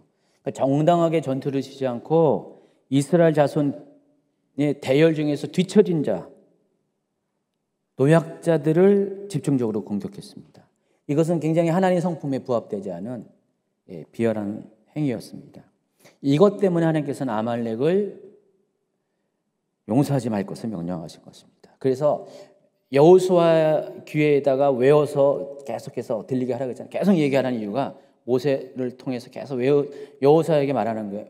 한 이유가 나중에 이제 여호수아가 모세를 대신해서 가나안 땅에 이끌고 가는 리더가 되잖아요. 그때 여호수아가 해야 될 일이 우선적으로 해야 될 것 중에 하나가 바로 이들을 징치하라는 것입니다. 그게 19절에 신명기 25장 19절에 나와 있어요. 그리고 이 아말렉이 상징하는 바가 있어요. 바로 아말렉은 영적으로 사탄을 상징합니다. 왜냐하면 아말렉은 사탄의 속성을 그대로 나타내 보이기 때문에 그래요. 사탄은 언제나 아말렉처럼 대열 뒤에 뒤쳐 있는 자들을 공격합니다. 우리가 이제 교회 공동체인데 교회 공동체에도 이와 같이 앞서 나간 사람도 있고 따라간 사람도 있고 뒤쳐져 있는 사람도 있어요. 또 그 중에는 떨어져 나간 사람도 있습니다. 교회 공동체가 이렇게 그 신체적인 나이로만 연로한 사람, 또 힘이 있는 젊은 사람, 청장년, 그리고 힘없는 어린아이 그렇게만 있는 게 아니라 영적으로도 그래요. 영적으로도 젊은이와 또 늙은이가 있고 어린아이가 있습니다. 연약한 사람이 있어요. 근데 교회가 영적으로 그런 사람이 있습니다. 그래서 여러분 어린 사람은 당연히 초신자들이죠. 아직 잘 이렇게 모르고 또 노인네들은 뭡니까? 이제는 그냥 나이 들고 어떻게 해가지고 이미 이제 영적인 기력을 다 잃어버리고 신앙생활에 말씀도 예배도 제대로 참석하지 않고 신앙생활을 오래 하긴 했는데 말씀도 안 읽고 기도도 안 하고 예배도 소홀히 해가지고 영적인 힘을 다 소진해가지고 이빨 빠진 호랑이처럼 그런 사람들, 그게 영적인 노인입니다. 이런 사람들 조심하라는 거예요. 왜냐하면 아말렉이 노리고 있어요. 우는 사자와 같이 마귀가 삼키카 자를 찾는데 바로 그 사람입니다. 여러분 중에 그런 사람이 있습니까? 수요일날 예배한 사람은 그런 사람은 없을 텐데 주일날 예배한 사람 중에서 일부 있을 것 같아요. 코로나 때문에 예배 안 드리는 사람 중에서 다수가 그럴 것 같습니다. 자, 그런 사람들은 조심하세요. 언제 어느 틈인가 마귀가 와가지고 확 아말렉처럼 물 수가 있습니다. 또 원망 불평하면서 공동체에서 떨어져서 떨어져 있는 분들, 제가 지난 주일날 교회에 대해서 마지막 불꽃처럼 타오르는 교회라는 제목으로 했잖아요. 교회가 어떤 것인지, 왜 교회가 마지막 때까지 끝까지 하나님께서 존속하게 하고 오히려 마지막 때 불꽃이 일어나듯이 마지막 불꽃이 하나님 부흥을 주시는 이유가 되잖아요. 근데 이 교회에서 떨어져 나간 사람들은요, 이와 같이 아말렉의 공격거리가 된다는 사실을 아시기 바랍니다. 자, 18장으로 넘어갑니다. 얼마 안 남았어요. 18장. 모세의 장인 이드로가 정말 오랜만에 모세를 방문합니다. 근데 그래봤자 몇 달이야, 몇 달. 제가 보기엔 그래봤자 몇 달인데, 자, 출애굽한 지 정확히 한 달째 되는 이하루월 15일에 신광에 도착했죠. 그리고 거기서 무리바 사건을 겪고 아말렉 족속과 전투를 경험하고 그리고 한 달 뒤, 그러니까 정확하게 출애굽한 지 2달이 지난 그 시완은 1일에 시내 광야에 도착하게 됩니다. 3개월이 되는 날 그때 도착합니다. 그래서 이거 따져보면 이스라엘 백성은 신광야에서 한 달 동안 더 체류했다는 사실을 아시기 바랍니다. 왜 그랬을까요? 거기에 물이 있어서 르비딤에 물이 있기 때문에 거기서 체류를 했다가 다시 옮겨간 거예요. 그리고 시내 엘림과 시내산 사이에 있는 신광야에 이른다 그랬습니다. 엘림과 시내산 사이에 있는 신광야. 근데 지금 보니까 약간 설명이 틀린 것 같은데 이거는 제가 통과할게요. 나중에 뭔가 좀 약간 제가 오해가 있는 것 같아서 이거 다시 한번 강의 안에 반영을 해서 올려줄게요. 이때 모세의 장인 이드로가 출애굽 사건을 듣고 모세의 아내 십보라와 자기 딸 그리고 손자 2명을 외손주 2명을 데리고 모세를 찾아오는 게 18장 1절부터 시작하는 거예요. 18장 1절부터 읽어주시기 바랍니다. 모세의 장인이며 미디안 제사장인 이드로가 하나님이 모세에게와 자기 백성 이스라엘에게 하신 일, 곧 여호와께서 이스라엘을 애굽에서 인도하여 내신 모든 일을 들으니라. 모세의 장인 이드로가 모세가 돌려보냈던 그의 아내 십보라와 그의 2 아들을 데리고 왔으니 그 하나의 이름은 게르솜이라. 이는 모세가 이르기를 내가 이방에서 나그네가 되었다 하며 하나의 이름은 엘리에셀이라. 이는 내 아버지의 하나님이 나를 도우사 바로의 칼에서 구원하셨다 함이더라. 모세의 장인 이드로가 모세의 아들들과 그의 아내와 더불어 광야에 들어와 모세에게 이르니 곧 모세가 하나님의 산에 진친 곳이라. 그가 모세에게 말을 전하되 네 장인 나 이드로가 네 아내와 그와 함께한 그의 2 아들과 더불어 내게 왔노라. 자, 장인을 만난 모세는 반갑게 맞이하고 그동안에 있었던 일들을 다 이야기합니다. 아버님, 그러니까요. 이런 일이 있고 저런 일이 있었고 출애굽할 때 홍해가 그렇게 있고 막 지금까지 모든 일들을 다 소개를 합니다. 그랬더니 이드로가 이 얘기를 듣고 너무 기뻐합니다.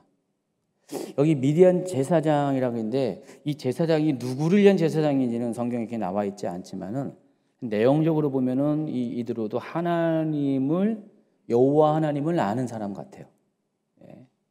어쨌든 이 행한 일을 통해서 하나님의 은혜를 기뻐하면서 하나님을 찬양하고 또 하나님 앞에 예물을 드리면서 하나님을 예배하는 장면이 나와요. 근데 이제 오늘 이제 18장에서 핵심적인 것은 바로 13절 이하의 내용입니다. 이드로가 이제 모세와 첫날 이렇게 대회를 했고 그 다음 날 이드로가 이제 딱 일어나서 봤더니 모세가 아침부터 저녁 때까지 계속해서 백성들을 재판하는 거예요. 모세는 앉아 있고 백성들을 줄을 서 가지고 그 요즘 같은 뜨거운 때약볕에 백성들이 줄 서 가지고 모세에게 각각의 송사에 대해서 재판을 받고 있는 거예요. 이걸 보고 이드로가 이거 잘못됐다. 비효율적이다. 저대로 놨다가는 모세도 지치고 백성들도 지치고 이거는 죽도 박도 아니다 해서 그러니까 우리가 보통 우리 입장에서 그냥 우리가 늘 이렇게 했던 사람들은 자기가 뭐가 문제가 있는지 모르잖아요. 근데 외부의 눈으로 볼 때는 바로 보이게 되잖아요. 그러니까 이드로가 그런 역할을 합니다. 그래서 모세에게 그런 일은 더 이상 하면 안 된다. 그래서 방법을 가르칠 테니 한번 해봐라. 그게 뭐냐? 21절 이하예요. 21, 22절 읽어주세요. 너는 온 백성 가운데서 능력 있는 사람들 곧 하나님을 두려워하며 진실하며 불의한 이익을 미워하는 자를 살펴서 백성 위에 세워 1000부장과 100부장과 50부장과 10부장을 삼아 그들의 때를 따라 백성을 재판하게 하라. 큰 일은 모두 너에게 가져갈 것이요 작은 일은 모두 그들이 스스로 재판할 것이니 그리하면 그들이 너와 함께 담당할 것인즉 이 일이 내게 쉬우리라. 자, 이 이야기를 듣고 모세가 그대로 잘 받아들입니다. 그렇네요. 맞아요. 이렇게 좋았네요. 내가 이렇게 몰랐죠? 그렇게 하면서 이대로 그대로 수용해가지고 정말 이렇게 무리 중에서 신실한 사람, 하나님을 두려워하는 사람, 이런 사람을 세워서 능력되는 사람을 세워서 중간 리더십을 세웁니다. 그래서 천부장, 그 밑에 백부장, 그 밑에 50부장, 그 밑에 10부장을 세워서 정말 300만 명을 효율적으로 운영할 수 있는 행정 체계를 잡아갑니다. 조직 체계를 잡아갑니다. 그러니까 적어도 이때 전까지만 해도 이스라엘은 여러 면에서 오합지졸이어서 군사적으로도 오합지졸이었고요, 행정적으로도 오합지졸이었어요. 근데 그것을 하나님께 어떻게 합니까? 하나씩 경험하게 해요. 여러분, 이 모든 것들은요, 겪어봐야지 알아요. 시행착오라는 것이, 시행착오라는 단어가 인생에 있어서 너무나 소중한 자산이라는 것을 아시기 바랍니다. 한번 실패를 경험하고 해야지 이게 잘못됐구나. 그래서 저는 제 인생의 실패도 그런 면에서 저는 감사하고요. 또 목회적인 실패도, 시행착오도 그런 면에서 많이 감사합니다. 그리고 하나님께서 그런 것을 겪어냈기 때문에 새로운 것에 대해서 수용할 수 있는, 또 그것을 바라볼 수 있는, 그게 좋은 거라는 것을 깨달을 수 있는 그런 생각이십니다. 제가 정말 이렇게 실패 없이 제 인생도 목회도 그렇게 살았으면은 아마 저는 상당히 저도 나름대로 교만한 사람이 있을 가능성이 거의 99.9%일 것 같아요. 저도 제가 봐도 그래요. 근데 하나님이 이렇게 그 많은 이렇게 시행착오를 통해서 스스로 겸손케 했지만은 그 겸손의 그 반대급수는 다른 것에 대해서 받아들일 수 있는 마음들이 많이 열려 있다는 것들. 그래서 저는 어느 누구한테도 고백했지만은 늘 새로 낯설어요. 지금도 목회한 지 12년째 됐는데 새로 배우는 게 많아요. 새로 경험하는 게 많고 다 새로운 낯설은 거. 지금 이 코로나 상황도, 교회 이 상황도 다 낯선 거예요. 전에 제가 경험했던 것들이 아니에요. 근데 이 가운데서 하나님이 새롭게 길을 발견하게 하시고, 전에는 보지 못했던 것들을 보게 하셔서 더 나은 것이 있다는 것들을 깨닫게 하고, 새로운 것들을 늘 언제나 거부하지 않고 받아들여서 우리 하나님의 은혜를 담을 수 있는 합당한 가죽 부대를 점점 만들어갈 수 있는데, 제가 이제 리더십을 발휘할 수 있도록 그렇게 해준다는 것을 알게 됩니다. 모세가 그렇던 것 같아요. 모세가 장인 이들의 말을 거부하지 않고 그대로 받아들였습니다. 하나님이 이와 같이 그래요. 모세가 온전한 사람처럼 보이지만 부족한 게 많이 있잖아요. 그래서 하나님은 늘 언제나 이렇게 이드로를 보내서 모세의 부족한 부분을 채워주는 것처럼, 또 우리 인생 가운데서도 그래요. 여러분에게도 이드로가 필요합니다. 교회도 이드로가 필요합니다. 모든 성장하는 교회가 처음부터 완벽한 리더십을 가지고 체계를 가지고 하는 건 아니라 성장하면서 배우는 거예요. 성장하면서 겪어내고 성장하면서 필요성을 느끼는 거기 때문에, 그래서 우리는 계속해서 이드로가 필요해요. 이드로, 김드로, 체드로가 다 필요하다는 것입니다. 그래서 함께 성도들은 함께 실패하고 시행착오 느끼면서 함께 배워가는 거예요. 그러면서 서로를 원망하지 않고 너 탓이야 내 탓이야 하지 않고 우리 탓이야 하면서 함께 그 실패도 짊어지는 게 바로 교회 공동체고요. 그런 겸손한 교회 공동체는 하나님이 늘 언제나 신선한 기름 부음을 부으신 것처럼 이드로와 같은 사람들을 계속해서 보내주셔서 성장하고 또 성숙하게 만들어 간다는 것이, 그게 교회라는 것입니다. 그런 의미에서 오늘날도 우리가 이드로를 계속해서 하나님께 요청하시기 바랍니다. 자, 이처럼 리더십의 체계가 정립된 뒤에 하나님께서는요, 그들에게 율법을 주십니다. 19장부터는 그런 얘기가 나와요. 하나님이 19장에서 하나님과 이스라엘 백성 가운데 언약을 체결하죠. 그리고 곧바로 십계명을 주시죠. 그리고 계속해서 율법 조항들, 자세한 율법 조항들, 우리가 알고 있는 바로 그 613가지의 토라, 그 중요한 내용들을 다 주시죠. 또 절기 제도를 주시죠. 장막 제도를 주시죠. 예배 제사 제도를 주시죠. 그게 앞으로 이제 쭉 19장 이후부터 줄지어서 쭉 나오게 됩니다. 그 전에 하나님이 이렇게 체계를 잡히시는 것을 18장까지, 그 마지막 그것을 이드로를 통해서 그렇게 해 주신다는 것입니다. 이렇게 해서 온전케 돼야지만 가나안 땅에 들어갈 수가 있거든요. 그럼 가나안 땅은 약속의 땅이고 젖과 꿀이 흐르는 땅이지만은 대가를 치러야 돼요. 거기 있는 이민족들과 싸워야 돼요. 7 부족과 족속과 싸워야 돼요. 강력한 영적 진이에요. 그것을 싸워야 돼요. 진이 빠지도록 싸워야 돼요. 그래서 하나님은 광야를 주신 거예요. 준비시켜 주려고.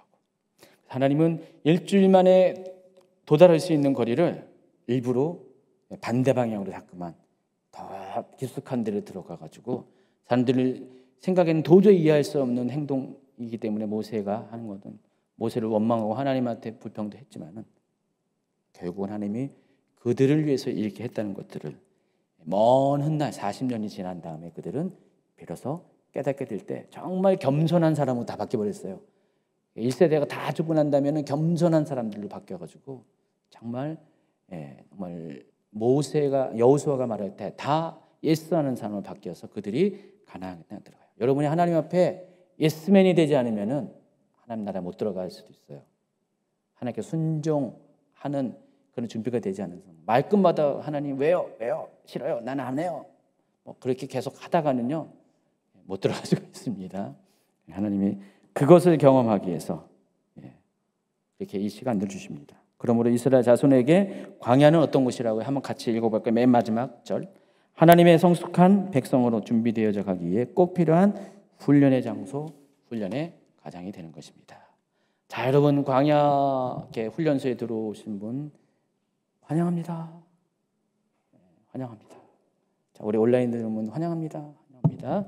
광야 생활 이제 잘 하시기 바랍니다. 계속해서 다음 주에도 광야 이야기를 하도록 하겠습니다. 기도합니다.